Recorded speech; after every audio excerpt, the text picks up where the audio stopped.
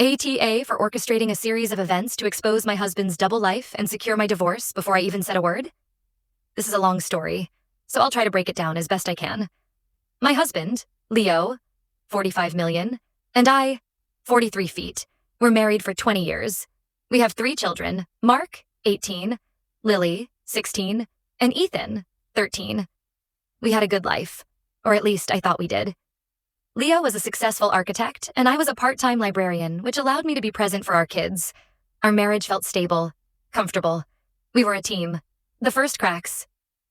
It started about 18 months ago. Little things. A new expensive cologne that wasn't a gift from me. A sudden interest in going to the gym at 6 a.m., which was strange because he'd always hated mornings. He started using his phone more and being a lot more protective of it. I'd ask him about his day, and he'd give vague, clipped answers. When I tried to bring it up, he'd get defensive, accusing me of being paranoid or insecure. "You know how much pressure I'm under at work, Sarah," he'd say, using his work as a shield. "Can't you just trust me?" The gaslighting was subtle at first, but it escalated. I'd mention something about a colleague's social media post I saw, and he'd pretend not to know them. He would forget plans we made and then blame me for not reminding him properly. My friends started noticing too.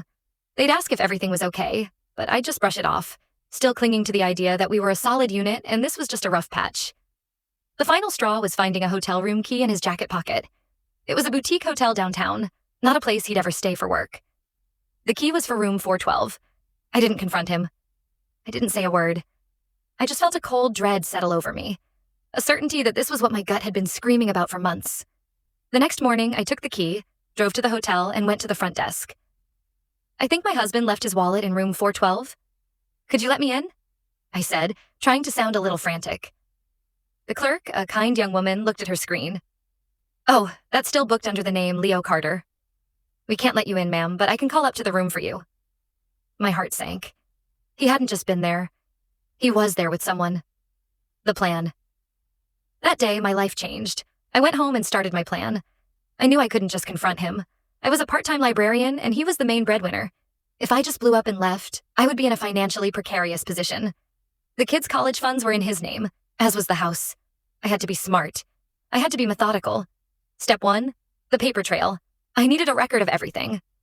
I set up a separate email account and started scanning and saving every financial document I could get my hands on. Bank statements, investment portfolios, mortgage payments, credit card bills. I went through his home office while he was working late and photographed receipts, contracts, and even the passwords to a few of his accounts that I knew. I learned his new gym schedule and found out he was taking personal training sessions with a woman named Chloe. I cross-referenced her name with his social media and found her, a bubbly, younger woman with a public Instagram full of fitness photos and inspiring quotes about living your best life. Step 2, the lawyer. I found a divorce lawyer recommended by a friend, a no-nonsense woman named Helen. I told her everything and showed her my trove of documents. She was impressed. "Most people come to me with a hunch. You've come with a case," she said. We started the legal process quietly. Helen advised me on what to do next. "Don't let him know you know. Don't change your behavior. Just keep being the perfect wife. Let him think he's getting away with it. Let him dig his own grave." Step 3, the public face. This was the hardest part. I had to play the long game. I became the perfect wife on steroids. I packed his lunches, made his favorite dinners, and even suggested a date night a couple of times. He seemed relieved, almost like a weight had been lifted. He probably thought I had bought his work stress excuse and we were back to normal. But under the surface, I was a coiled spring. The kids noticed the change too. Lily, my 16-year-old, asked me once, "Mom, are you and Dad okay? You've been so happy lately." I just smiled and said, "We're great, honey. We're just trying to enjoy every moment." I hated lying to them, but I knew that the truth when it came out would be a tsunami.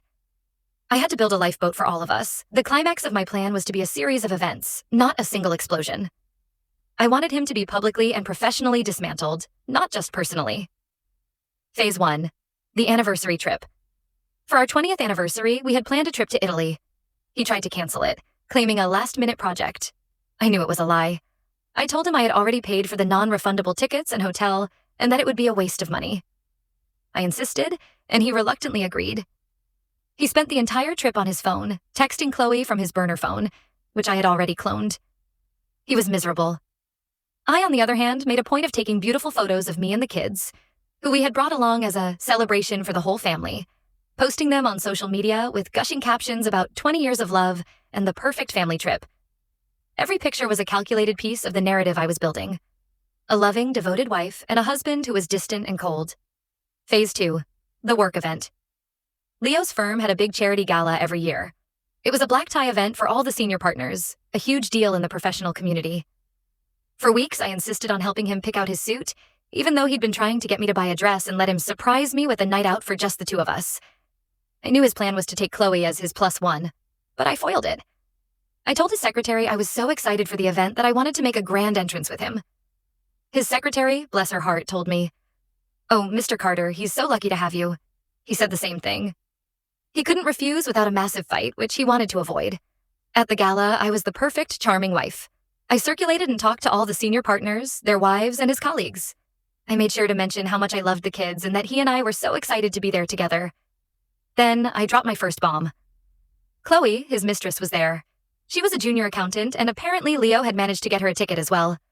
I saw her from across the room, and she was doing everything she could to avoid me. I walked over to her with a smile. "Chloe, right?" I said. "Leo talks about you all the time." She turned red. "Oh, I'm just here with some friends from the office." I smiled again, a predator's smile. "I'm sure," I said, and walked away. The next day, I made sure to send a thank you note to his firm's senior partner, a man named Mr. Peterson, who was a close friend of Leo's.